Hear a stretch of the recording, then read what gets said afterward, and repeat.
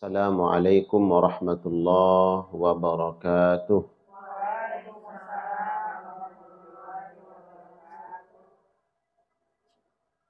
Alhamdulillahilladzi an'amana bi ni'matil iman wal islam. Asyhadu an la ilaha illallah wahdahu la syarika lah. Syahadat 'abdin lam yakhsha illallah wa asyhadu anna Muhammadan 'abduhu wa rasuluh. Allahumma salli wa sallim wa barik ala nabiyyina wa rasulina wa syafi'ina maulana Muhammad wa ala alihi wa ashabihi wa man sara ala nahjihi wa istanna bi sunnatihi ila yaumiddin amma ba'du. Qalu subhanaka la ilma lana illa ma 'allamtana innaka antal alimul hakim. Allahumma allimna ma yanfa'una wanfa'na bima 'allamtana wa zidna ilma wa aslih lana syu'unana kullaha wa la takilna ila anfusina tarfata 'ain. Amin ya Allah ya Rabbal Alamin. Apa kabar semuanya? Sehat semua? Alhamdulillah. Tadi saya hitung baru sampai di sini 7 orang. Iya. Alhamdulillah sekarang sudah penuh ini ruangan. Alhamdulillah. Alhamdulillah. Kita bersyukur kepada Allah Subhanahu wa taala bahwa hadirnya kita di majelis ini merupakan tanda Allah Subhanahu wa taala menginginkan kebaikan untuk kita. Nah, ini pesan-pesan yang harus kita pahami bahwa ketika kita hadir di majelis ilmu itu merupakan tanda Allah Subhanahu wa taala menginginkan kebaikan untuk kita. Baik kebaikan di dunia ataupun kebaikan di akhirat. Karena itu yang disampaikanlah Nabi sallallahu alaihi wasallam, "Man yuridillahu bihi khairan yufaqqihu fid din." Siapa yang dikehendaki oleh Allah Subhanahu wa taala mendapatkan kebaikan-kebaikan, maka Allah mudahkan jalannya untuk mengetahui perkara-perkara urusan-urusan agama. Nah, hadirnya kita di sini insyaallah kita ingin meningkatkan ilmu pengetahuan kita, iman Islam kita terkait dengan agama Islam. Dan semoga yang hadir insyaallah di majelis ini senantiasa diberkahi oleh Allah Subhanahu wa taala. Diberkahi keluarganya sakinah, mawaddah, warahmah. Anak keturunan dijadikan oleh Allah Subhanahu wa taala saleh, salehah insyaallah.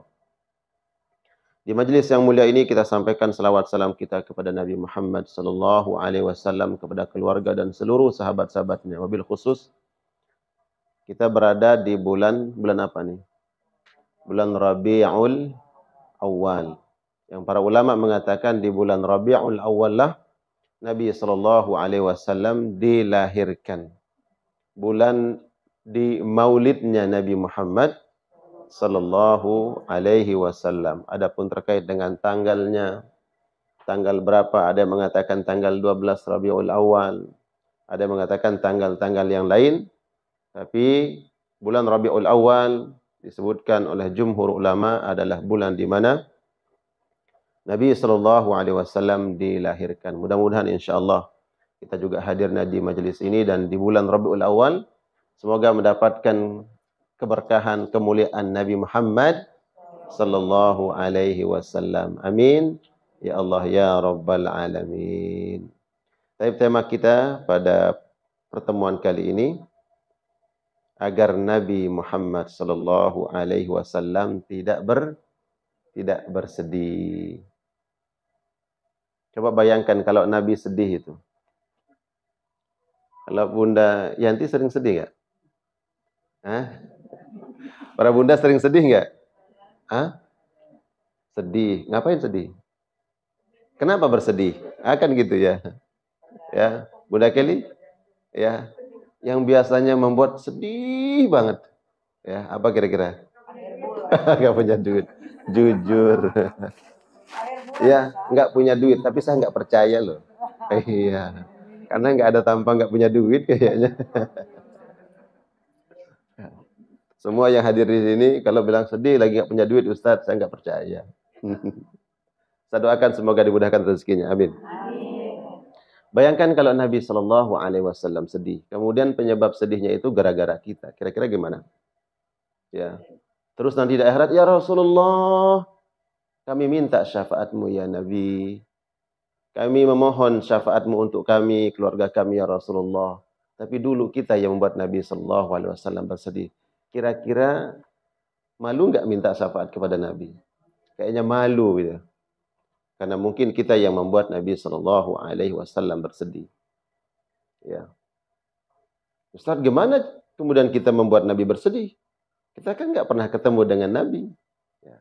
Nanti insya Allah apa perkara-perkara yang kemudian menyebabkan Nabi Shallallahu Alaihi Wasallam bersedih.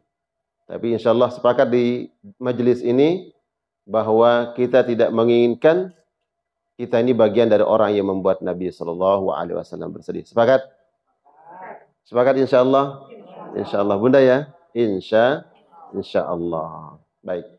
Tolong dibuka di dalam surat Al-Furqan ayat 30. Al-Furqan 30. Langsung googling silahkan. Yang ketemu boleh saya minta dibacakan ayatnya. Kemudian baca terjemahnya.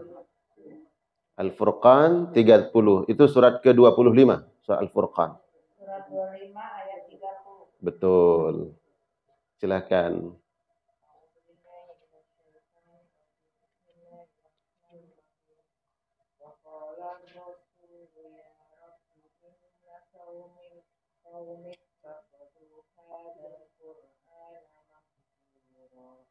Masya Allah.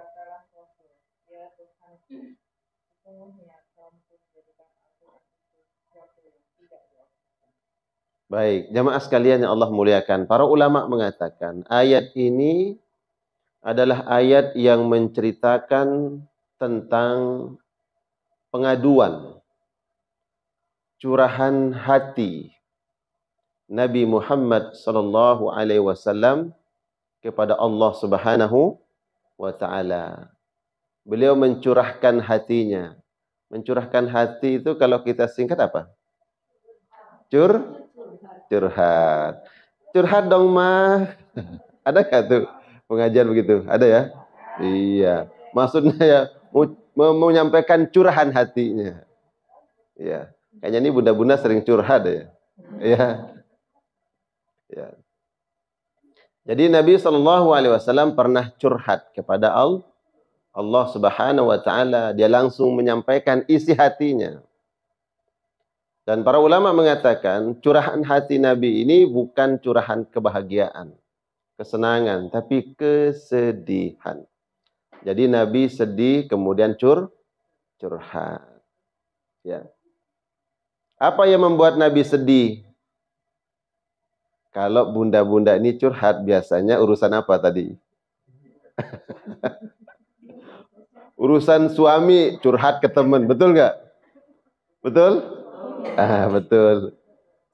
Urusan apa lagi? Urusan dapur curhat. Urusan anak curhat. Urusan pokoknya dari A sampai Z deh. Curhat semua. Sampai teman yang dengerin curhatan kita dia bilang, "Gue juga sama." Ya kan? Nah, Nabi Shallallahu Alaihi Wasallam curhat di sini.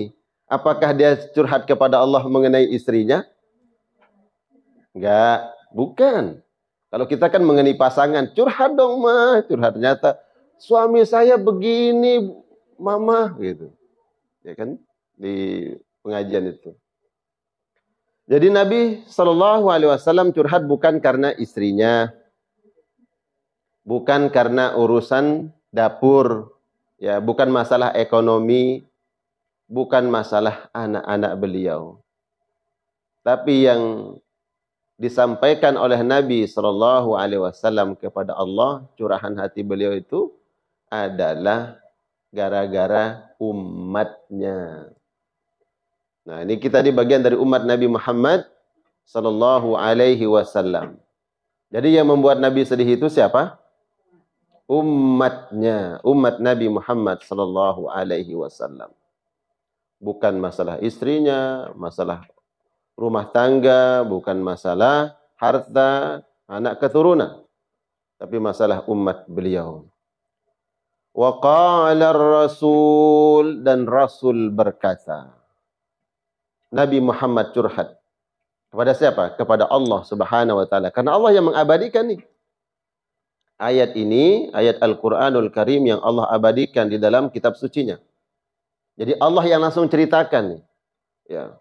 Allah ceritakan ke kita semua bagaimana curahan hati Nabi Muhammad sallallahu alaihi wasallam. Ya Rabbi, ya Allah. Inna qaumi, sesungguhnya kaumku. Kata kaumku ini disebutkan oleh para ulama. Yang pertama kaumnya adalah ketika Nabi SAW diutus kepada beliau, diutus beliau kepada suatu kaum, yaitu bangsa Arab. Wabil khusus saat itu adalah orang-orang Quraisy Mekah. Itu menjadi kaum Nabi Muhammad SAW.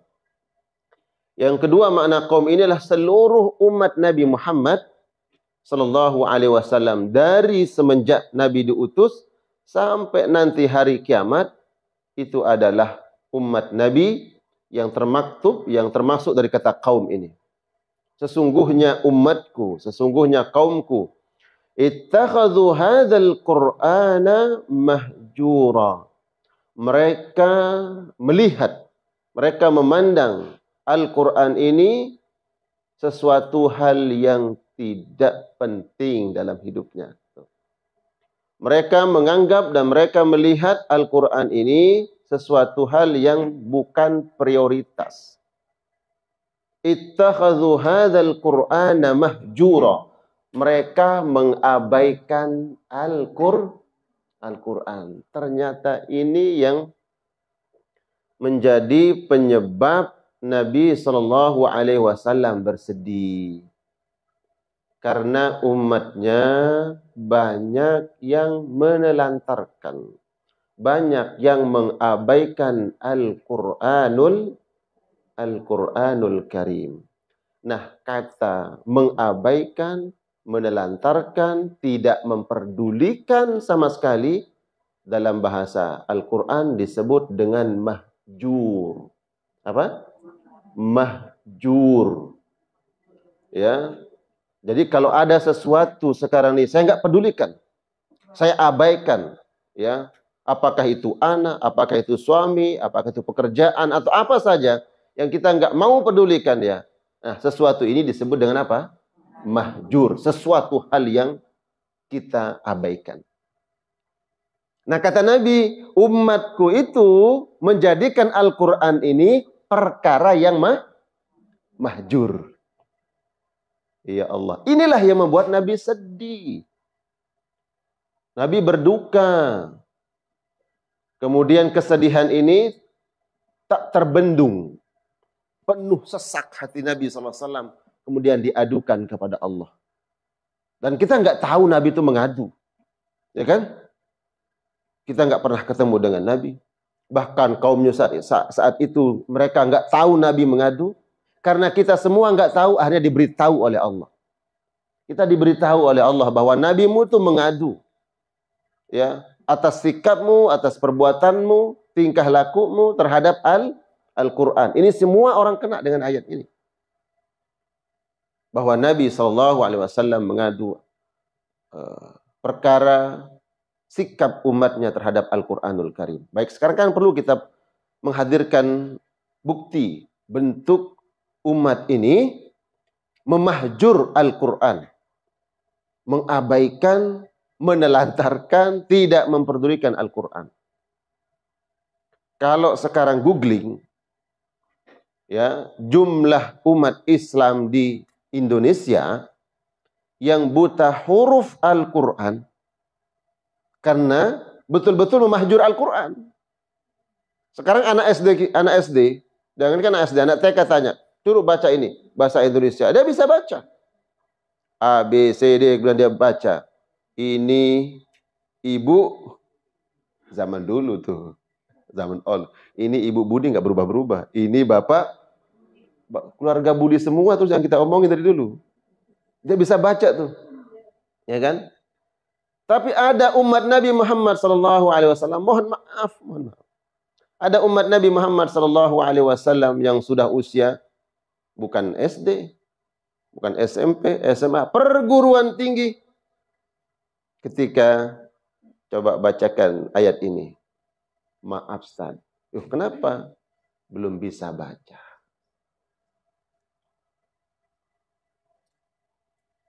Ada orang yang disodorkan Al-Quran, coba baca. Mohon maaf, saya baru Iqra.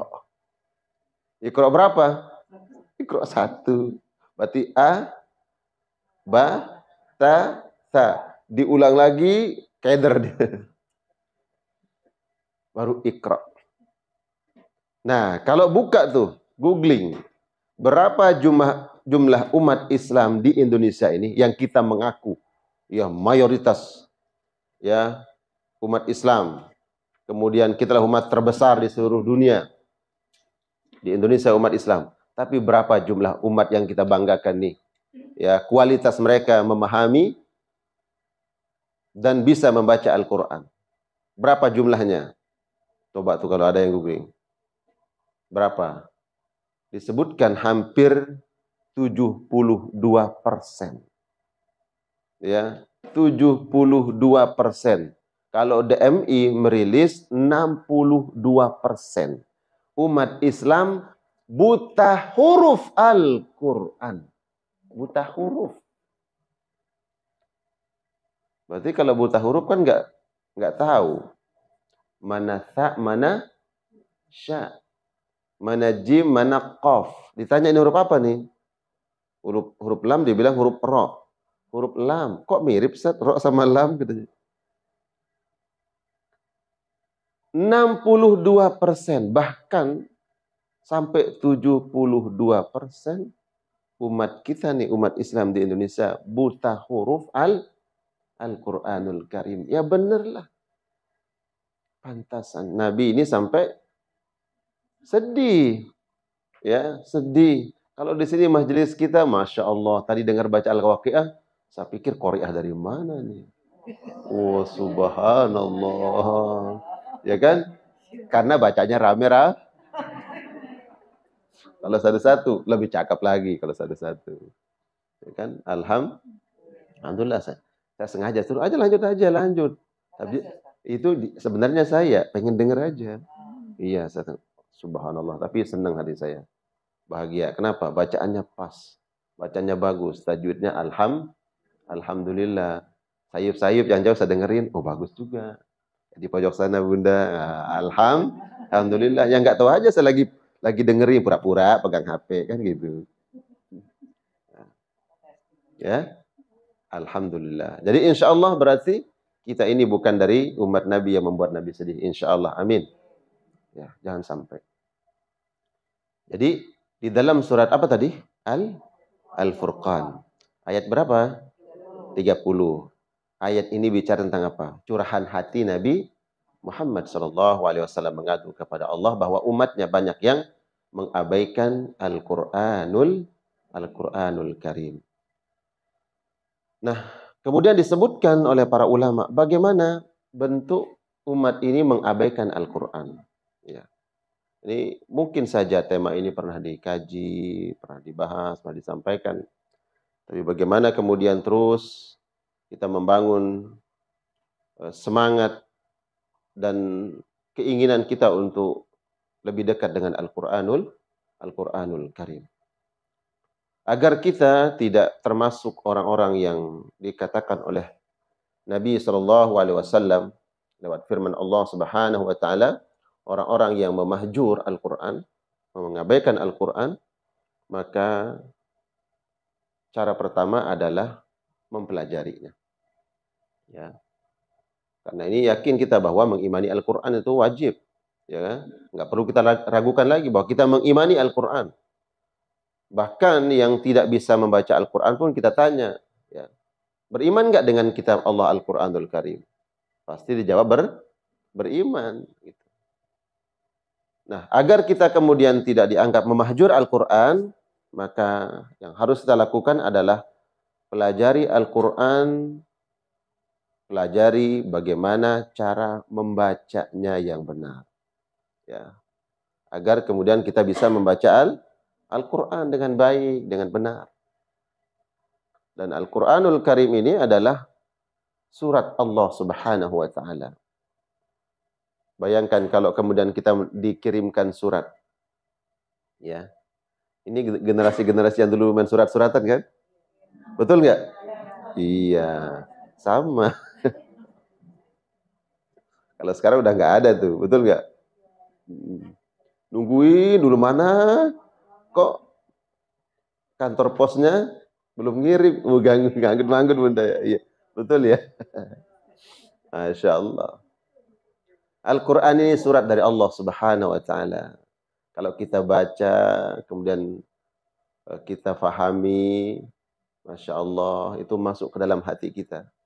Sebagaimana kita mendapatkan surat dari orang yang kita cintai. Ya, bagaimana bahagianya, senang hati kita. Makanya kemudian pelajari agar bisa membaca Al-Quran dengan baik, dengan benar. Dan disebutkan di dalam Al-Quranul Karim, apabila seseorang membaca Al-Quran dengan benar, dengan baik, ini menunjukkan keimanan orang tersebut dengan Al-Quran. Kalau kemudian dia tidak bisa membaca dengan baik, dengan benar, ini bermasalah pada keimanan. Ya. Jadi kalau ada orang yang mohon maaf, bacaan Al-Qur'annya ya belum benar, belum bagus, berarti ini menunjukkan kualitas keimanan terhadap Al-Qur'an. Mau buktinya? Bukan saya bicara seperti itu. Buka di dalam Al-Qur'an, ya. Allah sebutkan di dalam Al-Qur'an,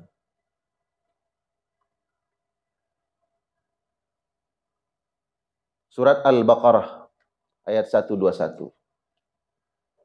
Ya. Al-Baqarah berapa? Ayat 121.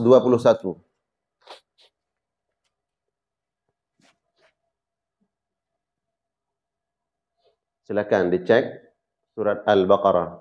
Al-Baqarah surat keberapa? Kedua.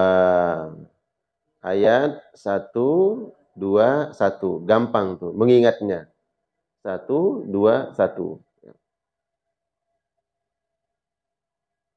Sudah ketemu? Ya, coba silahkan. Siapa yang siap baca? Gantian, boleh. Ya. Boleh Bunda? Ya. Ya, boleh Bunda. Ya. 121.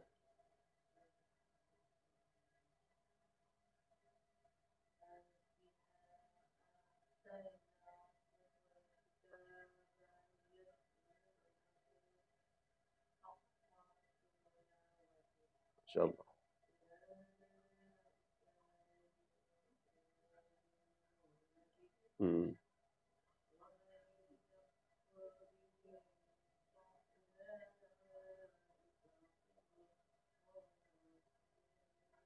Masya Allah. Alhamdulillah. Ini Qur'ah dari mana ini? Masya Allah. Silakan baca terjemahnya. Orang-orang yang telah kami beri kitab, mereka membacanya sebagaimana mestinya. Iya. Mereka itulah yang beriman kepadanya. Masya Allah. Dan barang siapa ingkar kepadanya, mereka itulah orang-orang yang merugi. Allah. Kira-kira baru dengar terjemah ayat ini sudah paham kan ya? Ya. Allah Subhanahu wa Ta'ala menyebutkan keimanan dan membaca Al-Qur'an.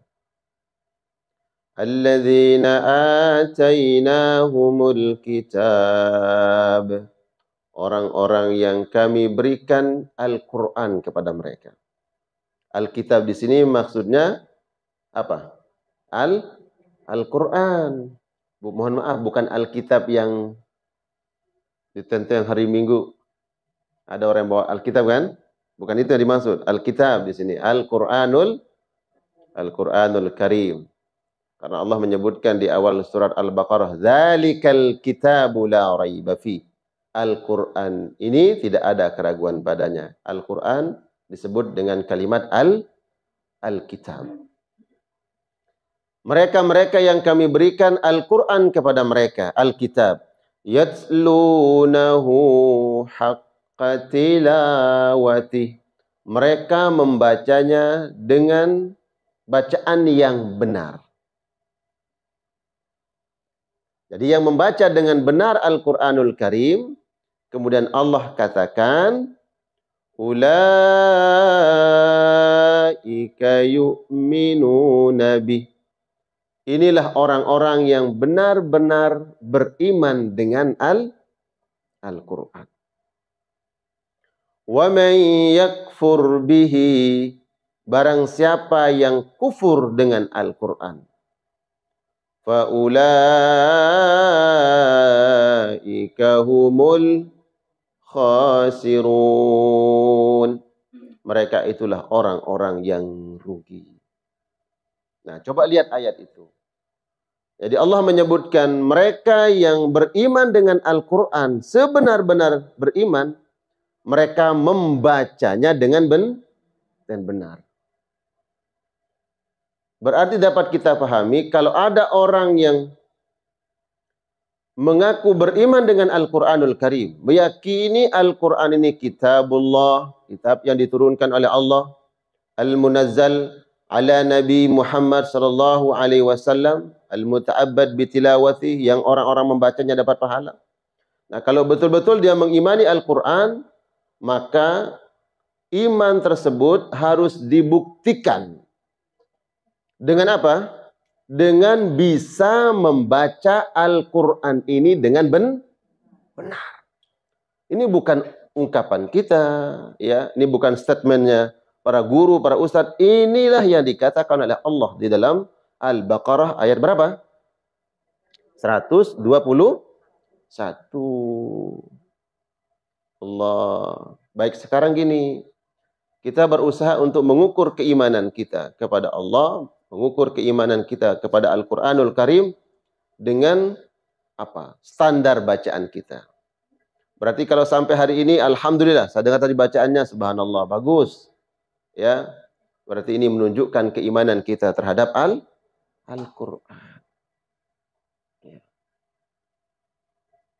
Kalau seandainya di antara kaum muslimin atau siapa saja yang kemudian, mohon maaf, kita belum lancar membaca Al-Quran, masih terbata-bata, baru kelas apa tadi? Kelas Iqra.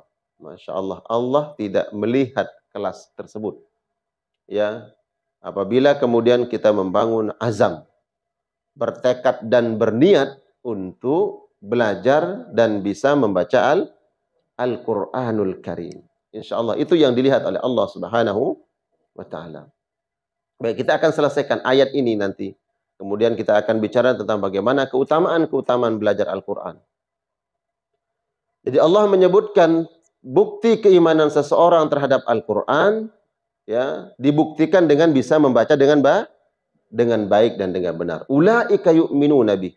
Inilah orang-orang yang beriman dengan Al-Quran dengan sebenar-benarnya.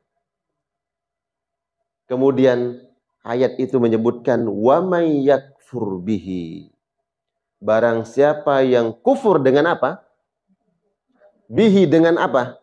Dengan Al-Quran. Allah menyebut kata iman dan membaca dengan benar. Kemudian Allah menyebut kata kufur. Wa may yakfur bihi. Barang siapa yang kufur dengan Al-Quran. Fa ulaika humul khasirun, maka inilah orang-orang yang rugi. Kata kufur tidak digandengkan dengan kata apabila tidak membaca dengan benar. Ya, kalau tadi beriman digandengkan dengan apa? Membaca dengan benar. Ketika menyebut kata kufur tidak digandengkan dengan kalimat membaca dengan tidak benar. Disebutkan oleh para ulama, barang siapa yang beriman dengan Al-Quran sebenar-benarnya, maka dia membaca dengan benar. Dan orang yang kufur terhadap Al-Quran, berarti disebutkan adalah dia tidak mentilawah dengan benar. Walaupun itu tidak disebut oleh Allah, karena di awalnya sudah disebut kata iman dan membaca dengan benar, kemudian disebut kata kufur, berarti di antara bentuk kekufuran seseorang. Kekufuran ini bukan kufur yang keluar dari agama, bukan. Bentuk apa? Kita kurang bersyukur. Ya. Kurang melihat nikmat Allah ini sesuatu hal yang luar biasa. Itu Al-Qur'anul Karim. Kita tidak memandang ini nikmat yang besar. Dan ketika kita tidak memandang sesuai dengan porsinya, ini Al-Quran adalah nikmat Allah yang agung, nikmat yang besar, karunia yang besar. Nah, kalau kita tidak memandang seperti itu, kita dianggap kufur. Dan bentuk kekufuran apabila kemudian tidak membaca dengan benar. Dan Allah katakan di akhir ayatnya, faulaika humul khasirun. Dan orang-orang yang tidak membaca dengan benar, maka inilah orang-orang yang rugi. Allah. Kira-kira mau nggak rugi dalam hidup nih? Bunda, mau? Nggak ada orang yang mau rugi, nggak ada. Nah, jadi mohon maaf kalau ada di antara mungkin sahabat, kawan, kerabat ya yang belum membaca Al-Qur'an dengan benar, ayo. Ya, ini membangkitkan semangat kita untuk tadi bertekad, berazam, berkeinginan bahwa sebelum Allah memanggil kita kembali nanti kepada Allah Subhanahu wa taala, alhamdulillah kita sudah dicatat oleh Allah Subhanahu wa taala orang-orang yang bertekad, berazam, berniat untuk membaca Al-Qur'an dengan benar. Ya. Walaupun mungkin ada yang baru belajar. Sudah Iqra 6. Iqra 6 kan sebentar lagi Al-Qur'an, betul enggak? Iqra 6. Gurunya bilang, ini udah Iqra 6, sebentar lagi Al-Qur'an. Maka ketika kemudian seandainya dipanggil oleh Allah Subhanahu wa taala, nanti dikumpulkan di akhirat, ya, tidak dikumpulkan, tidak dikelompokkan bersama ahlu Iqra. Ya, mau dikelaskan kelas Iqra. Masya Allah, di dunia kelas Iqra sampai akhirat kelas Iqra. Ya, enggak. Ya. Enggak akan dikelompokkan dengan kelas Iqra. Lalu sama siapa? Dilihat dulu niatnya. Mana? Apa niatnya? Ketika dia mulai belajar, ya Allah, ada sahabat saya sudah bacaan Qur'annya bagus. Tajwidnya bagus, saya ingin belajar ya Allah agar kemudian saya mampu bacaan saya seperti dia. Bahkan dia berazam, bertekad, ya Allah nanti kalau sudah bisa baca Quran dengan benar, saya ingin menghafal Al-Quran ya Allah. Itu yang dilihat oleh Allah. Jadi yang dilihat itu niatnya. Ketika meninggal dunia dan dia masih Iqra dalam kemampuan, tapi lompatan niatnya itu dia nggak ingin Iqra. Dia ingin membaca Al-Quran dengan bagus sehingga dia belajar, bahkan dia ingin menghafal Al-Quran, nanti dikelompokkan oleh Allah Subhanahu wa taala dengan ahlu hufaz Al-Quran. Para penghafal Quran. Amin. Amin. Berarti di sini pentingnya apa? Niat. Yang pentingnya niat. Tiba-tiba nanti jangan kaget. Umpamanya tiba-tiba, dulu kan Iqra, kenapa sama penghafal Quran? Ya kan? Apa yang menaikkan levelnya? Niatnya. Tapi ada yang penghafal Al-Quran. Mestinya dia bersama penghafal Al-Quran. Tapi dia bersama Qarun. Dia bersama Fir'aun. Dia bersama Haman. Apa sebab? Al-Quran hanya sekadar keluar dari lisannya. Tidak masuk ke dalam hatinya. Jadi nggak boleh. Iqra. Iya benar. Jangan remehkan. Ya, tapi ya Allah.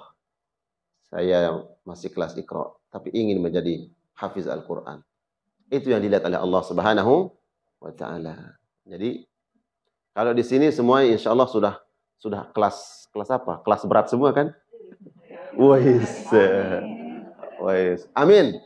Ya doanya. Ya. Walaupun saya nggak percaya. Enggak, doa. Ya, biar nggak ngantuk ya. Nggak apa-apa kan, bercanda kan? Iya, nggak apa-apa. Karena nggak masuk TV One loh ini. Ya, paling nanti masuk YouTube. Biar nanti kemudian apa? Kita dinaikkan kelas kita oleh Allah Subhanahu wa taala. Faktor niat insyaallah. Jadi belajar untuk membaca Al-Qur'an dengan benar. Disebutkan dalam sebuah hadis, ya, saya yakin ini juga sering dengar. Semakin sesuatu sering kita ulang, kita dengar, itu akan membangkitkan motivasi, semangat kita. Nabi SAW bersabda, yang diriwayatkan oleh Imam Al-Bukhari bersumber dari sahabat Utsman bin Affan radhiyallahu taala anhu, bahwa Nabi bersabda, khairukum man ta'allama al-Qur'ana wa 'allamahu.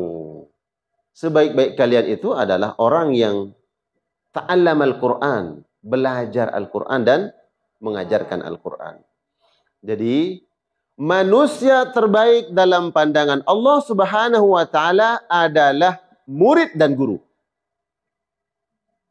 Dalam pandangan Allah, murid ta'allama al-Qur'an, dia mau belajar Al-Qur'an, guru wa'allamahu, dan dia mau mengajarkan Al-Qur'an. Itulah manusia yang al-khairiyah, yang berkualitas, yang istimewa, yang mulia di hadapan Allah Subhanahu wa taala.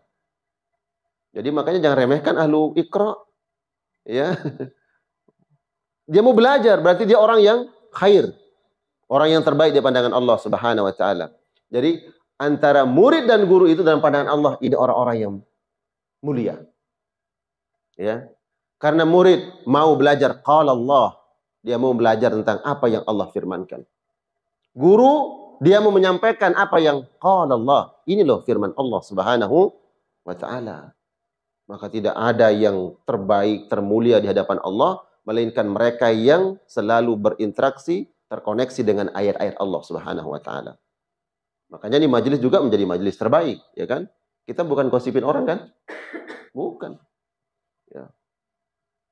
Kita bicara tentang qala Allah, qala Rasul. Maka ini kemudian majelis menjadi majelis terbaik di atas muka bumi. Dimanapun ada majelis yang di situ kemudian disebut firman Allah, sabda Nabi, maka itulah perkumpulan yang terbaik. Nah, kalau kita mau belajar Al-Quran, ya, maka sesungguhnya kita sedang melayakkan diri kita ini menjadi orang yang kata Nabi, khairukum. Kalian itu orang terbaik, ya Allah. Inilah orang yang terbaik itu yang mau belajar Al-Quran. Kenapa yang disebut pertama bukan guru? Ya kan? Sebaik-baik kalian adalah yang mau belajar Al-Quran, yaitu murid. Wa 'allamahu. Kemudian yang kedua adalah orang yang mau mengajarkan Al-Quran, yaitu guru. Kenapa didahulukan murid dulu? Karena tidaklah sesuatu disebut terlebih dahulu oleh Allah, melainkan itu yang lebih baik. Disebutkan oleh Nabi urutan pertama karena dia yang terbaik. Ya. Kenapa murid dulu disebut terbaik? Kenapa bukan guru? Bunda, kenapa? Pahalanya 2 kali. Pertama, belajar dan mengamalkan. Disebut pertama kali, kenapa murid disebut pertama kali? Baru guru. Guru ini tidak mungkin dikatakan seorang guru, melainkan dulu dia jadi murid. Kalau tiba-tiba jadi guru nggak pernah belajar, nggak pernah apa, ngawur ngidul. Ya kan? Berarti bicara tanpa ilmu. Nggak mungkin sekarang saya ajarkan nih, baca Quran, baca Al-Fatihah bagaimana yang benar? Alhamdulillahi Rabbil Alamin. Amin. Ar-Rahmanir Rahim. Maliki Yaumiddin. Iyyaka na'budu wa iyyaka nasta'in. Ihdinas siratal mustaqim. Siratal ladzina an'amta 'alaihim ghairil maghdubi 'alaihim waladdallin.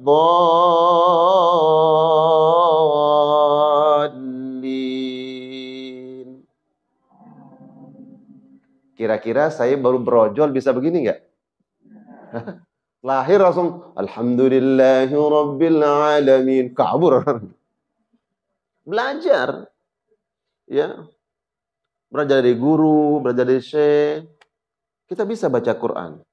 Karena kita pernah jadi murid, baru kemudian kita mengajarkan itu menjadi guru. Makanya disebut pertama kali murid itu karena yang mengajarkan dia pernah menjadi murid. Sebaik-baik kalian adalah orang yang mau belajar Al-Quran dan mengajarkannya. Masya Allah. Jadi ayo terus semangat insya Allah. Banyak-banyak berinteraksi dengan Al-Quran. Dan Alhamdulillah.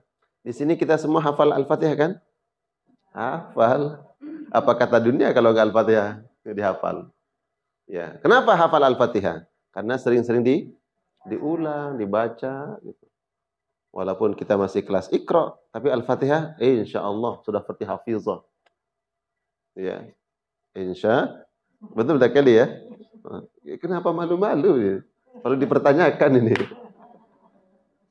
Canda. Ya. Jadi orang yang terbaik itu siapa? Yang mau belajar Al-Quran dan mengajarkannya. Dalam proses belajar kemudian kita terbata-bata, sulit menyebut huruf. Maka setiap huruf yang disebut itu walaupun salah bukan berdosa. Ya. Orang kalau salah biasanya tercatat apa? Dosa. Nih salah, contreng dosa. Berbuat salah, contreng dosa. Tapi kalau salah dalam membaca Al-Quran karena belajar, kira-kira dosa enggak? Hah? Dosa enggak? Enggak dosa. Itulah keistimewaan Al-Quran. Walaupun salah, huruf apa ini? Huruf za. Coba sebut. Ja. Za. Ja. A'udzu. A'uju. Ju. Pas dibilang ju gitu, zu. Bisa dia. Za. Ya, biasanya kan karena faktor apa? Bahasa. Ya, logat. Ya, bahasa daerah. Betul nggak? Betul. Nah, ya. Yang nyebutnya za jadi ja. Kalau yang za jadi ja itu biasanya orang mana? Hah? Siapa bilang orang Sunda nggak bisa nyebut Vespa? Fitnah. Ya, ini kekurangan. Ya, kesulitan di situ. Za biasanya saudara-saudara kita di Betawi. Betul nggak? A'udzu, nyebut za itu jadi ju. Siapa namanya? Zainuddin. Jainuddin. Betul nggak? Jainuddin MZ. Zainuddin MZ. Nah, itu kenapa faktor bahasa? Ya. Ada yang sulit menyebut huruf fa. Fa itu gigi nyentuh bibir bawah. Fa. Pa. Ya kan? Ya, betul nggak? Fitnah. Fitnah. Ya. Fitnah. Kalau saya orang NTB, kesulitannya itu menyebut huruf ta. Ta mahraja mana? Ta, ujung lidah bertemu gusi atas, ujung gusi atas. Ya, ta. Baru agak dalam dikit, dal, da. Dalam dikit, po. 3. Ta, da, po. Ta, oh. Anta. Tok, tok, tok, tok, tok. Sama dengan Bali, orang Hindu, betul nggak? Anta, ya, ta. Bukan kita mau ini kita, gitu. Karena dialek tadi susah menyebut huruf ta. Nah, orang yang mau belajar Al-Quran, walaupun terbata-bata, kesulitan, disebutkan oleh Nabi SAW. Ini biar semangat nanti kita punya terus semangat. Ya, yang sudah baguskan lagi bacaannya. Yang naikkan kualitas bacaan, belajar tahsin. Ya. Nabi SAW bersabda, muttafaq alaih, hadis ini riwayat Imam Bukhari, Imam Muslim, al-mahiru bil Quran ma'as safaratil kiramil bararah. Orang-orang yang membaca Al-Quran dengan benar, dengan bagus, nanti di akhirat dia dikumpulkan oleh Allah Subhanahu wa taala bersama malaikat-malaikat Allah. Ya. Jadi Al-Hafizah, Ustazah Kelly, Masya Allah, diaminkan, amin. Nanti di akhirat bersama hafizah umpamanya, semua bunda-bunda. Soalnya saya tahu namanya dia, rumahnya nih, bunda. Nanti berkumpul bersama malaikat-malaikat Allah, ya, di ujung Sap kanan Bunda Kelly, ujung sap kiri Bunda Yanti. Ya kan, bersama malaikat-malaikat Allah semuanya. Di tengah-tengahnya semua jamaah-jamaah ini semua. Insyaallah. Dan ada barisan malaikat-malaikat. Orang kaget, kenapa itu barisannya bersama malaikat? Karena ada orang dikumpulkan nanti. Mana yang ahli tahajud, ngumpul dengan ahli tahajudnya. Mana yang ahli sedekah, ngumpul dengan ahli sedekah. Ya. Apalagi mana yang al-mutahabbina fillah, orang-orang yang dulu berkawan, bersahabat karena cinta kepada Allah, dikumpulkan bareng-bareng. Ada mereka-mereka yang membaca Al-Quran dengan benar, dengan bagus, ya kata Allah, kumpulkan dengan malaikat-malaikat. Ya, karena mereka dekat dengan Al-Quran yang dibaca dengan benar, dengan bagus, ini ayat-ayat Allah. Jadi begitulah Allah memberikan apresiasi. Ya, diberikan tuh oleh Allah. Kau membaca dengan benar, bacaan Al-Quran kalamullah dikumpulkan oleh Allah bersama malaikat. Malaikat-malaikat Allah. Al-mahiru bil Quran ma'as safaratil kiramil bararah. Kiram itu malaikat. Al-bararah yang mereka mulia, baik, tidak pernah maksiat kepada Allah. Malaikat tidak ada yang maksiat. Dikumpulkan oleh Allah orang-orang yang membaca Al-Quran dengan benar bersama malaikat yang mulia. Walladzi yaqra'ul Qur'an wa ya'tata'u fihi, dan orang yang membaca Al-Qur'an dan dia yatata'ta. Bahasa hadisnya mengatakan wa yatata'u. Kira-kira artinya apa?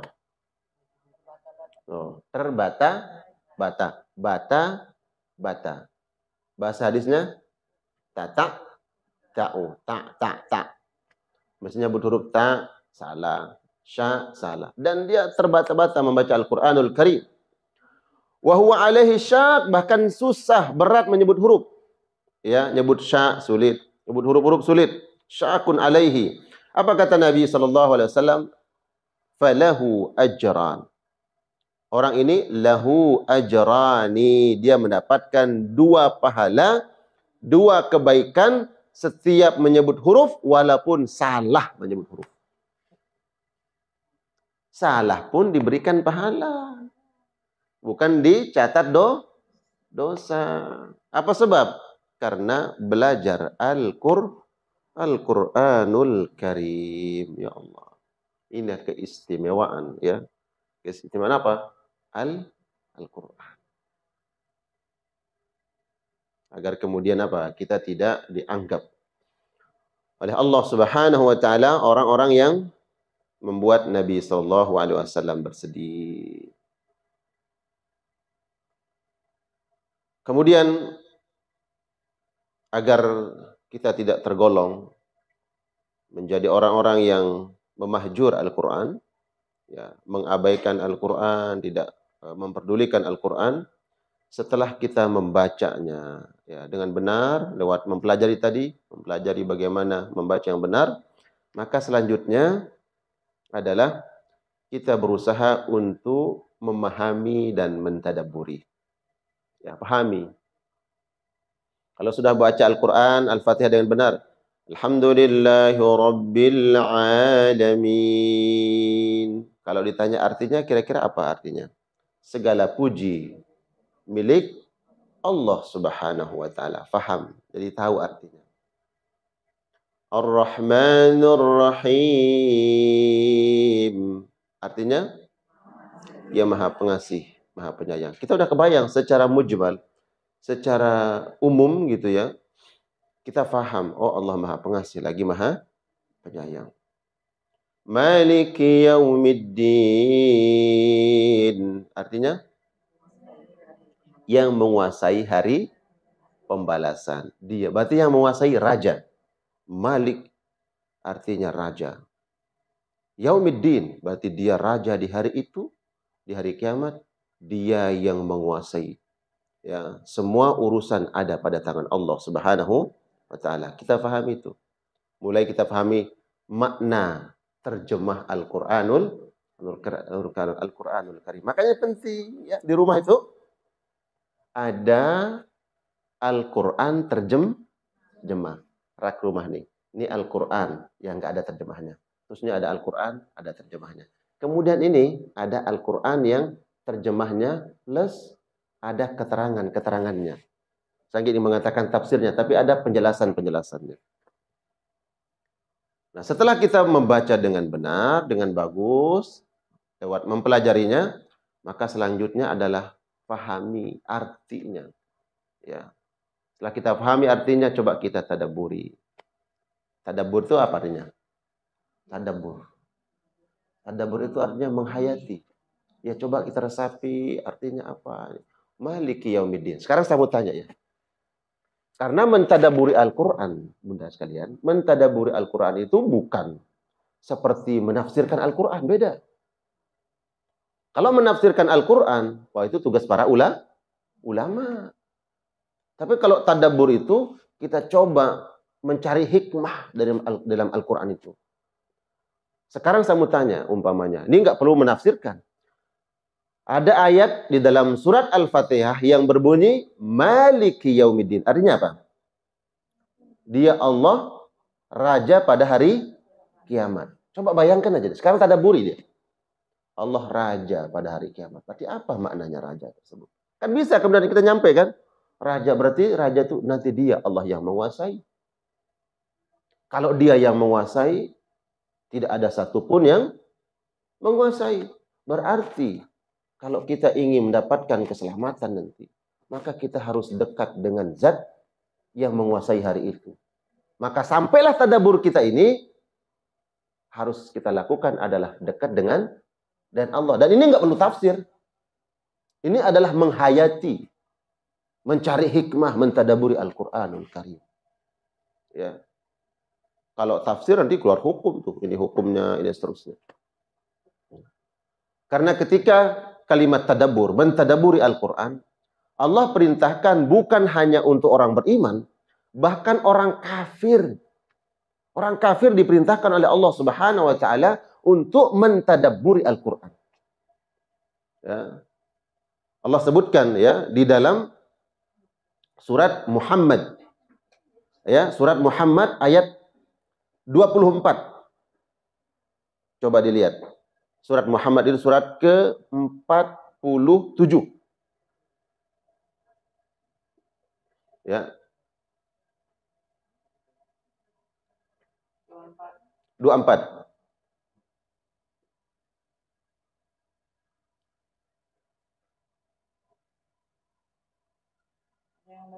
Ada yang baca? Awalnya afala, betul? Ya, silakan. Siapa yang saya baca? Allahumma shalli ala Muhammad. Bunda, silakan.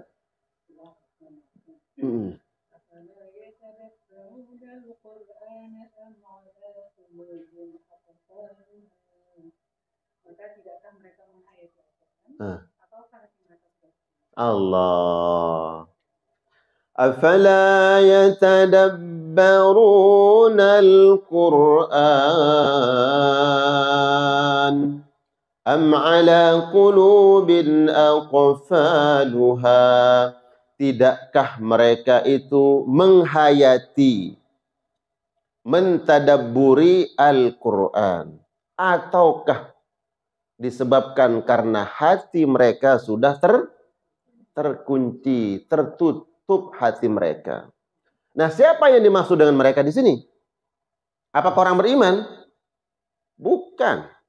Yang dimaksud oleh ayat ini, mereka adalah orang-orang Quraisy Mekah, orang-orang musyrikin Mekah, yang ketika Al-Quran turun kepada mereka, ya, Al-Quran disampaikan kepada mereka oleh Nabi Muhammad SAW, tapi kemudian mereka ingkari. Ya, mereka menolak Al-Quranul Karim, tidak mengimaninya. Padahal mereka tahu hakikat sesungguhnya Al-Quran ini bukan karangan Nabi Muhammad SAW, bukan karangan Nabi. Karena bahasa Al-Quran mengalahkan semua keindahan bahasa mereka. Sastra mereka, syair-syair yang mereka buat dahulu, ternyata hadir Al-Quran. Melampaui ilmu sastra yang mereka agungkan saat itu. Ya. Sehingga nggak mungkin nih Muhammad Ini bukan buatan manusia ini. Nggak pernah kami temukan, ya. Kami bikin syair gitu. Buat syair, nggak ada mereka dengan huruf-huruf satu huruf. Al-Quran menyebutkan Toha, ada nggak? Cuman 2 huruf. Bahkan ada 1 huruf. Sad. Ada lagi. Nun. Wal qalami wa ma yasturun. Nun. Diawali dengan huruf nun. Yasin. Awal Al-Baqarah. Alif. Lam. Mim. Huruful muqatta'ah. Dan itu tidak pernah dikenal oleh orang-orang Arab dahulu. Ketika Al-Quran itu turun. Ini bukan kalam manusia ini. Ini bukan buatan manusia. Ini bukan buatan Muhammad. Ini pasti ini zat yang maha agung. Tapi pengetahuan mereka tentang keindahan Al-Quran itu mereka tolak. Tidak mengimaninya. Am ala qulubin aqfaluha. Disebabkan karena hati mereka sudah terkunci. Nah, perintah untuk mentadaburi ini bukan orang Islam. Jadi orang kafir pun diperintahkan oleh Allah mentadaburi Al-Quran. Apalagi orang beriman. Mentadaburi Al-Quran bukannya untuk orang alim. Ya, bahkan orang umum tadi saya katakan, kita pun bisa mentadaburi Al-Quran. Ya, tadaburi. Nah, lewat tadabur ini kemudian nanti kita dapat pahami ayat-ayat Allah Subhanahu wa ta'ala. Afala yatadabbaruna al-Qur'an. Coba tadaburi. Di rumah itu kita baca Al-Fatihah. Apa artinya? Kemudian perintah salat. Apa di balik perintah itu? Nah, jamaah sekalian Allah muliakan. Saya tuh punya buku yang kemarin saya sampaikan di majelis apa itu? Az-Zahra. Majelis Az-Zahra. Ya, buku Tadabbur Al-Quran. Saya baru cetak. Itu cetak pertama kemarin itu 250 saya cetak pertama. Ternyata bukunya sudah habis. Ya, bukunya sudah habis, tersisa saya bawa itu tinggal 8 buku. Tinggal 8 buku. Ya, ilmu itu harus disebar. Ilmu itu harus disebar. Makanya kemudian ini buku saya, mana Tadabbur Al-Quran. Saya punya buku Tadabbur Al-Quranul Karim. Afala yatadabbaruna Al-Quran. Apakah mereka tidak mentadaburi Al-Quran? Ada perintah dari Allah. Kemudian saya tulis Tadabbur surah Al-Fatihah. Mudah-mudahan nanti berikutnya akan nyusul tadabbur surat-surat yang lain insyaallah. Ini baru. Dan saya itu punya program dengan tim program wakaf buku ini, wakaf ilmu. Selama ini kita wakaf mushaf, ya kan? Kemudian wakaf tempat-tempat ta'lim dan sebagainya. Ada kemudian program wakaf ilmu. Nah, kemudian makanya program wakaf kemarin itu kemudian habis bukunya. Padahal sudah saya sebutkan kemarin di Majelis Az-Zahra. Ya, nanti kalau udah dicetak saya akan bawakan. Ternyata bukunya habis. Tinggal berapa? Ada 8 buku. Tapi ini akan ada cetakan kedua nanti insya Allah saya akan sampaikan ke jamaah di sini. Nanti mudah-mudahan bisa mengambil manfaat dari buku ini. Ya. Kalau gajah mati meninggalkan gading. Kemudian harimau mati meninggalkan belang. Kalau kita mati meninggalkan kebaikan. Meninggalkan ilmu dan nama baik. Mudah-mudahan ini menjadi amal soleh saya. Karena ini sebenarnya dicetak untuk wakaf. Saya bilang teman-teman dicetak silakan. Ya, kemudian ada program wakaf. Ya. Adapun sisanya yang 8 itu silahkan. Saya nggak tahu kalau bilang ini ambil nanti nggak kebagian semua. Tapi silahkan nanti yang 8 ini siapa yang mau ambil. Infaknya 68.000. Ya, 68 harganya. Tapi nanti cetakan kedua mungkin agak naik harganya karena lebih bagus, ada tambahan-tambahan. Itu yang 8 nanti bisa diambil di sini. Cetakan berikutnya insya Allah nanti kita sampaikan. Ini semua adalah tentang ilmu, tentang ilmu. Saya ini bukan bawa tentang makanan kan? Beli makanan ini enggak. Ya, dalam Islam boleh kita bermuamalah, bertijarah, tapi ini ilmu. Mudah-mudahan menjadi manfaat. Nanti dibawakan Ustaz Razi yang 8-nya. Ya, silakan. Mudah-mudahan dicetakan yang keduanya berikutnya kita sampaikan lagi di sini insyaallah. Ini terkait apa? Tadabbur. Afala yatadabbaruna al-Qur'an. Al-Fatihah. Ini tadabbur Al-Fatihah. Kalau kita sholat kemudian tidak baca Al-Fatihah, kira-kira sah nggak sholatnya? Enggak sah. La salata liman lam yaqra' bi Fatihatil Kitab. Tidak sah sholat seseorang kalau dia tidak baca Al-Fatihah, enggak sah sholatnya. Kalau Al-Fatihah ini kita baca dan bahkan kita hafal dari awal kita sholat dahulu sampai hari ini, subhanallah, Al-Fatihah kita hafal. Tapi bacaan yang kita baca selama ini, apakah kita sudah pahami atau tidak? Ya kan? Dari bismillahnya, Bismillahirrahmanirrahim. Ada kalimat Ar-Rahman Ar-Rahim. Alhamdulillahi Rabbil Alamin. Ar-Rahmanir Rahim. Kenapa diulang 2 kali Ar-Rahmanir Rahim? Dan seterusnya sampai akhir ayat. Nah, agar kita kemudian faham, mengerti apa yang kita baca selama ini tentang ayat yang kita baca dalam sholat, mudah-mudahan ini membantu. Ya, membantu kita memahami surat yang selama ini kita baca dalam sholat. Nah, jadi kembali kepada tema tadi, agar kita kemudian tidak bagian dari orang yang membuat Nabi bersedih, adalah baca Quran dengan baik, kemudian berusaha untuk memahami dan mentadabburinya. Dan saya akan berusaha dengan ini melayakkan diri saya, bukan bagian dari orang yang membuat Nabi SAW bersedih. Ya, berusaha untuk memahaminya dan berusaha untuk mentadabburinya. Ya, dan setiap kata tadabbur, ya, dalam Al-Quran Allah sebutkan di beberapa tempat, ya. Tadi di dalam surat Muhammad ayat berapa? 24. Ya. Kemudian di dalam surat Shad. Coba buka surat Shad. Shad surat ke-38 ayat 29. Ayat 29. Kitabun anzalnahu ilaika mubarakun liyadabbaru ayati waliyadzakkara ulul albab. Coba, yang sudah ketemu ayatnya, dibantu untuk baca. Ayat ke-29.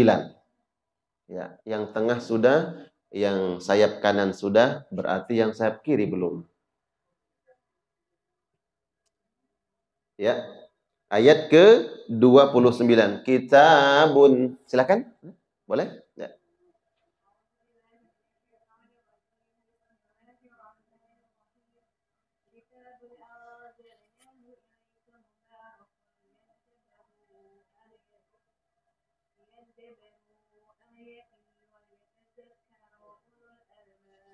Masya Allah.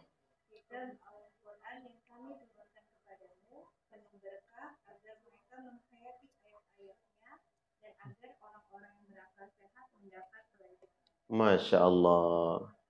Kitabun anzalnahu ilaik. Kitab Al-Quran ini kami turunkan kepadamu. Kepada siapa?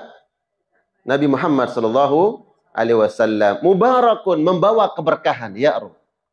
Ini isyarat bahwa siapa yang dekat dengan Al-Quran, Allah berikan keberkahan. Kalau di rumah itu sering dibaca Quran, insya Allah rumahnya berkah. Amin. Keluarga berkah, rezeki berkah.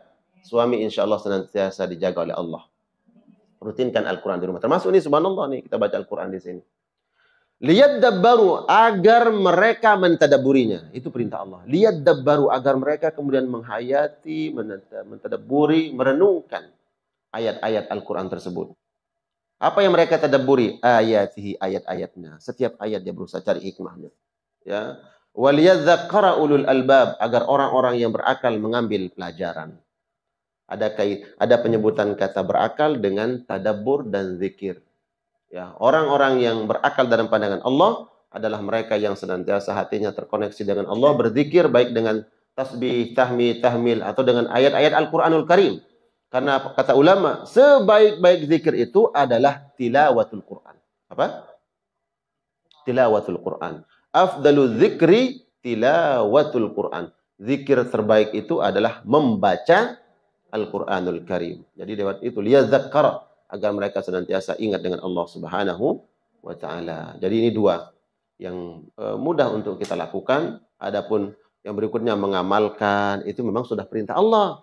Ada orang yang tidak bisa membaca Al-Quran tapi mengamalkan nilai-nilai Al-Quran.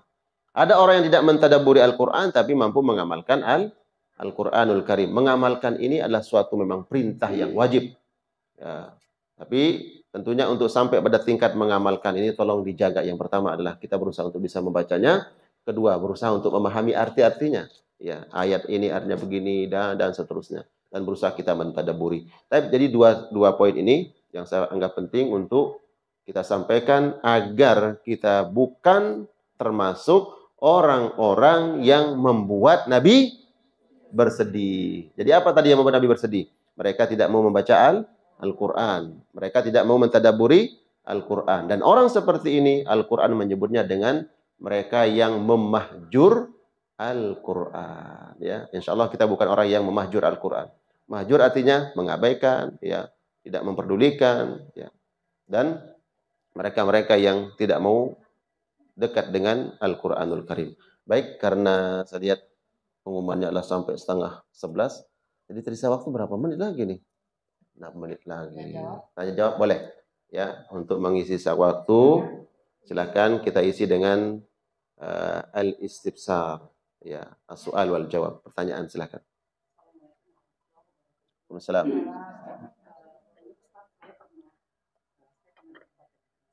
Bismillah.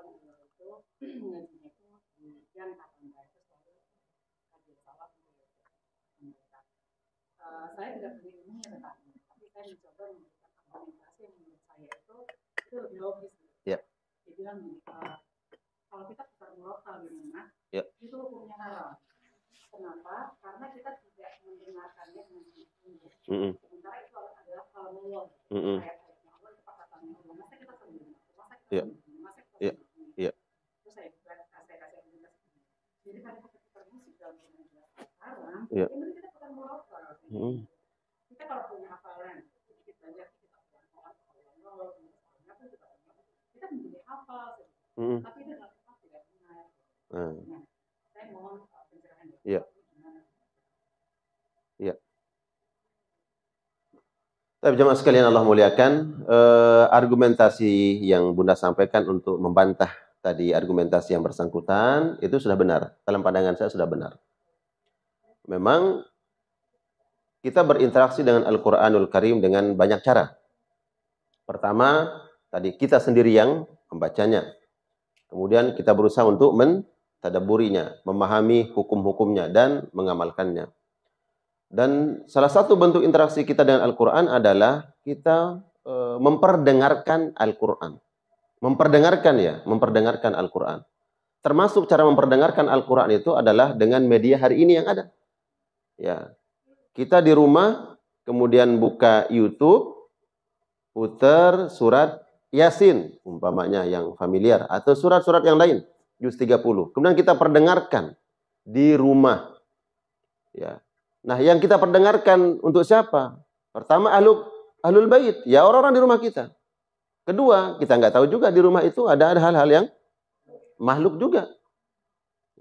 Maka dengan cara seperti itu sudah benar. Ya. Karena untuk berinteraksi bersama Al-Quran itu ada tingkatan-tingkatannya. Kalau bagi yang belajar, maka ketika dia belajar, maka harus tafarruk. Tafarruk itu betul-betul konsen. Dia membaca Al-Fatihah, bagaimana gurunya membaca. Nggak boleh diabaikan. Ya, belajar nggak serius. Nggak boleh. Berarti dia telah menghilangkan adab terhadap Al-Quran dan adab-adab belajar. Kemudian adab berinteraksi dengan Al-Quran ketika kita mendengar Al-Quran, ketika kita belajar, maka kita menghayati dan mentadabburinya.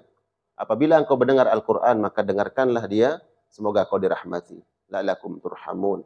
Ya, kita dengar dengan khusyuk. Itu tingkatnya. Bawahnya lagi, apakah kita harus setiap mendengar Al-Quran kemudian kita enggak jadi ngobrol, ya, enggak jadi bekerja, enggak jadi, mohon maaf kalau di dapur umpamanya, karena dengar Al-Quran akhirnya nggak jadi masak.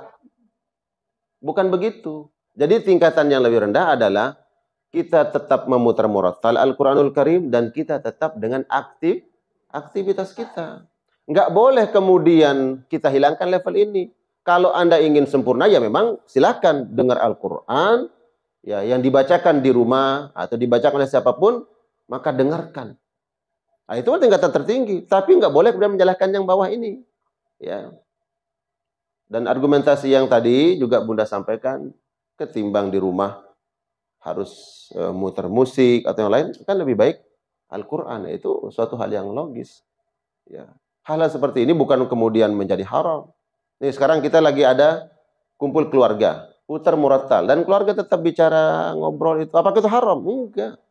Ya, haram. Tingkat keberkahan lebih tinggi adalah kemudian semuanya mantengin, dengerin. Itu tingkat lebih tinggi. Ya. Tapi yang tadi, yang biasa tadi bukan berarti kemudian haram. Ya, boleh. Itu.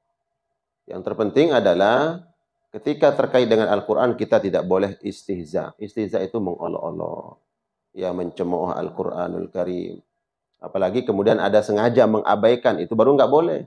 Ada orang yang sengaja mengabaikan Al-Quran. Kalau ini bukan mengabaikan. Kita punya pekerjaan, punya aktivitas, kemudian juga kita putar murattal di rumah. Bolehkah? Boleh. Ya, boleh seperti itu. Sebagaimana Nabi SAW, beliau mengajarkan para sahabat Al-Quranul Karim. Sahabat yang lain yang ikut bersama Nabi tidak harus fokus mendengar bacaan Nabi, tapi dia ada dengan kelompok masing-masing. Dulu halakoh itu ada. Halakoh itu ada. Halakoh ini halakoh fikih, ini halakoh Al-Quran. Yang halakoh Al-Quran ya baca Quran.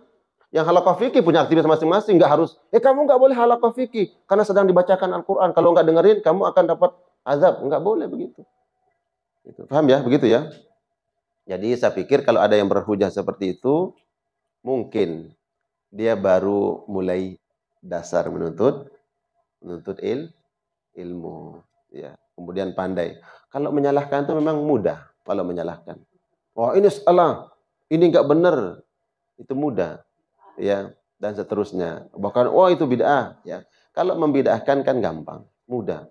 Ya. Tapi kalau membid'ahkan diri sendiri itu yang sulit. Betul nggak?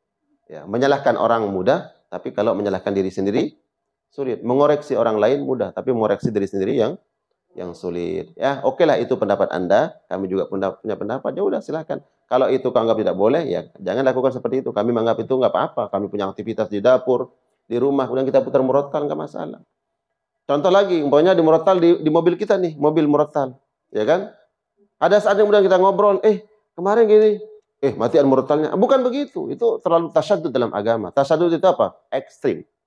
Ya, terlalu ekstrim dalam memahami agama.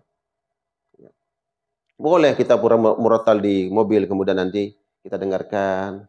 Ada waktu kita ngobrol. Boleh, nggak masalah. Ya, dibandingkan tadi di mobil muter musik, ya kan? Musik dadu. Nah. Udah gitu lagi. Ya kan? Mending Al-Quran. Betul ya? InsyaAllah. Dapat dipahami Bunda. Barakallah. Ya. Ada lagi pertanyaan yang lain? Masya Allah.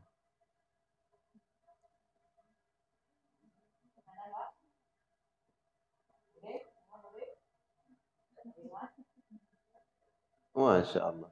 Ya, silakan.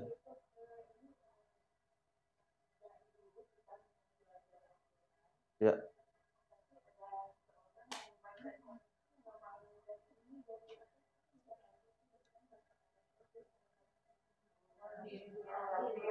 Yang Latinnya.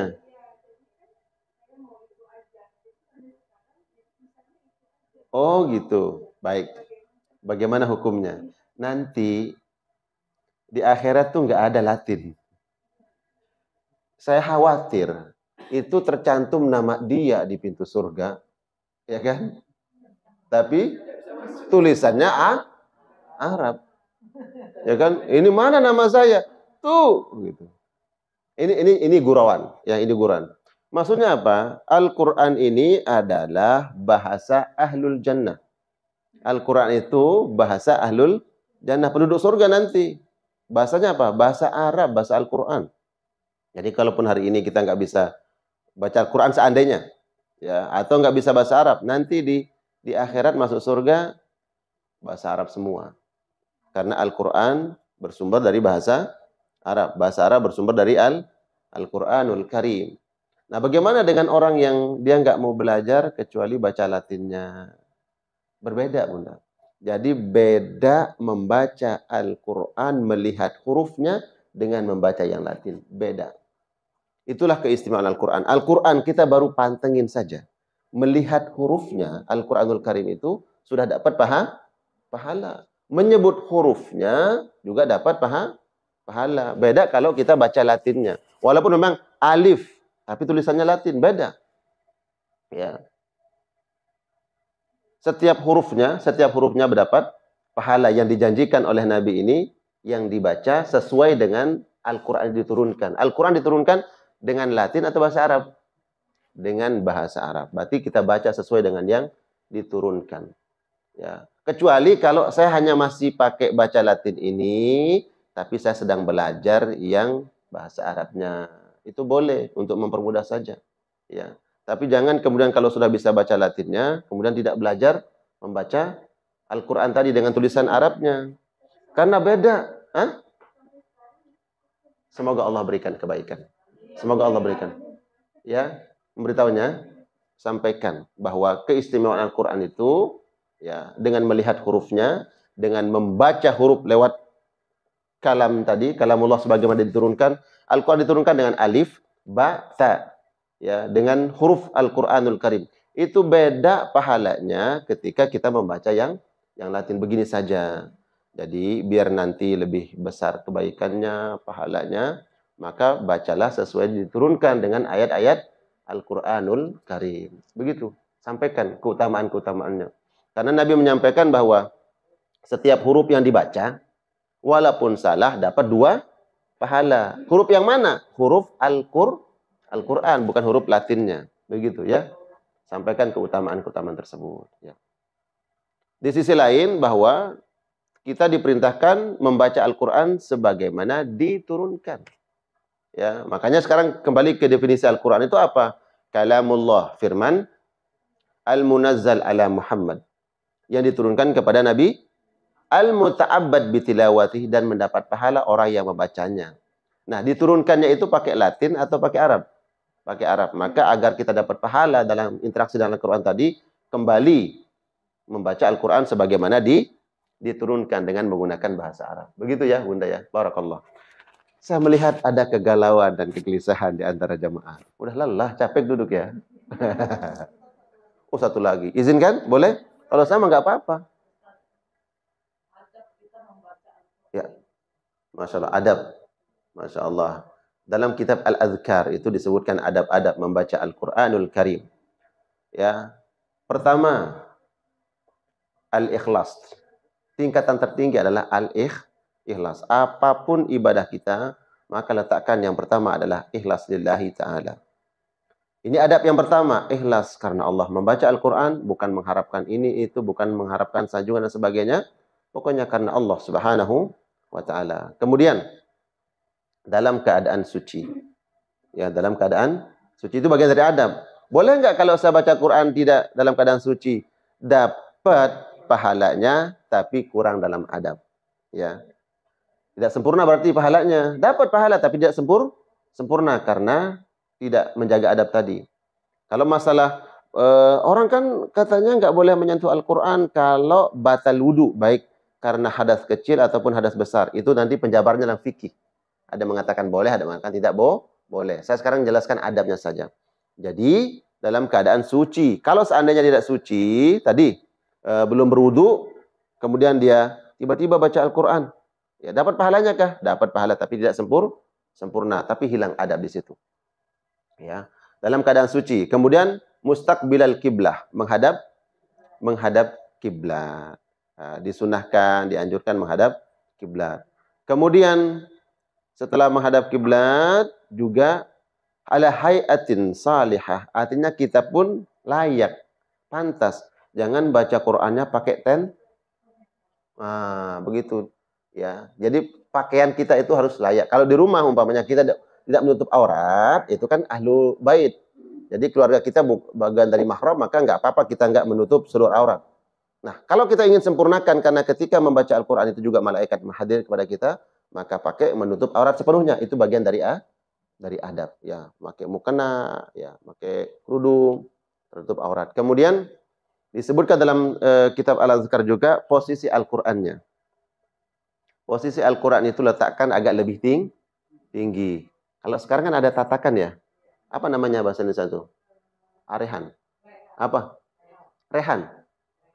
Nah, pokoknya ada tatakannya kan? Nah, itu dibuat seperti itu karena memang ulama melihat itu bagian dari adab, letakkan dia pada posisi yang lebih tinggi. Setelah selesai membacanya, letakkan juga pada tempat yang lebih tinggi, ya. Jadi menjaga adab-adab tersebut.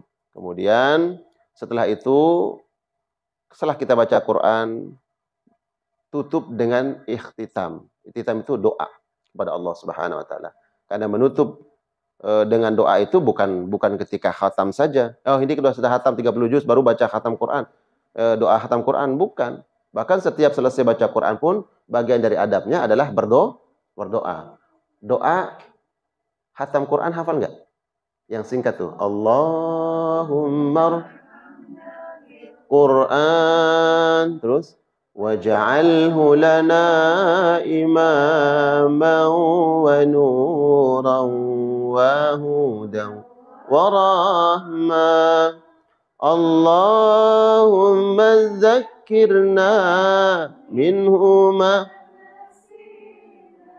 wa'allimna minhu ma jahilna warzuqna tilawatahu ana al-layli wa atrafan nahar waj'alhu lana hujjatan ya rabbal alamin. Baca itu. Karena dalam doa itu subhanallah. Perlu artikan enggak artinya? Perlu diartikan. Kita closing ya kajian ini dengan artinya. Allahumma arhamna bil Qur'an. Ya Allah rahmati kami dengan Al-Qur'an. Waj'alhu lana imaman. Ya Allah jadikan Al-Qur'an ini sebagai imam yang membimbing kami. Imam itu diikuti. Imam salat berarti kalau dia ruku, i'tidal, sujud, ikuti Al-Qur'anul Karim.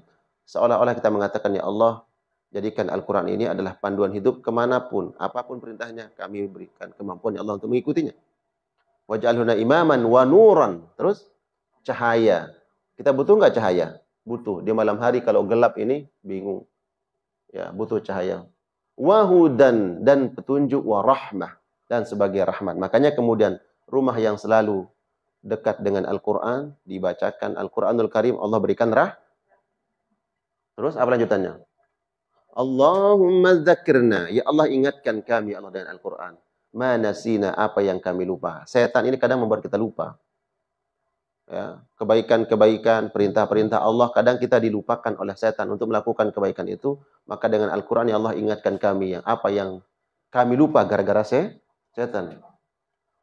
Terus wa'allimna minhu ma jahilna. Ya Allah, apa yang kami tidak ketahui, ya Allah, kami bodoh, kami tidak tahu, ya Allah, maka ajarkan kami, ya Allah, dengan Al-Quran.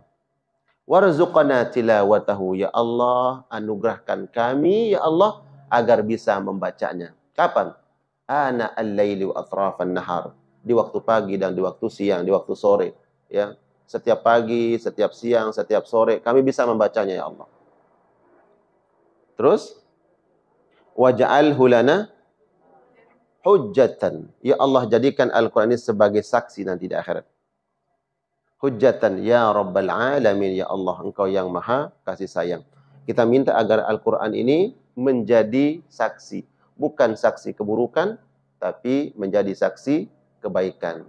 Al-Quran di depan menuntun kita masuk surga, bukan di belakang. Ini kalau Al-Quran di belakang, tadi, memahjur Al-Quran, mengabaikan Al-Quran, Al-Quran akan mendorong orang itu masuk neraka. Na'udzubillah. Jadi kalau kita letakkan Al-Quran di depan, kita akan dituntun oleh Al-Quran sampai ke surga Allah. Tapi kalau kita abaikan Al-Quran, taruh di belakang, maka Al-Quran nanti yang akan mendorong kita. Bukan masuk surga, tapi na'udzubillah didorong masuk neraka. Mudah-mudahan bermanfaat kajian kita pada hari ini. Semoga Allah jadikan kita ahlul Quran. Amin. Ya Allah ya Rabbal Alamin. Al-Fakir mohon maaf bila ada sikap tutur kata yang kurang berkenan. Semoga yang sedikit dapat bermanfaat insyaallah. Wal afu minkum. Wassalamualaikum warahmatullahi wabarakatuh.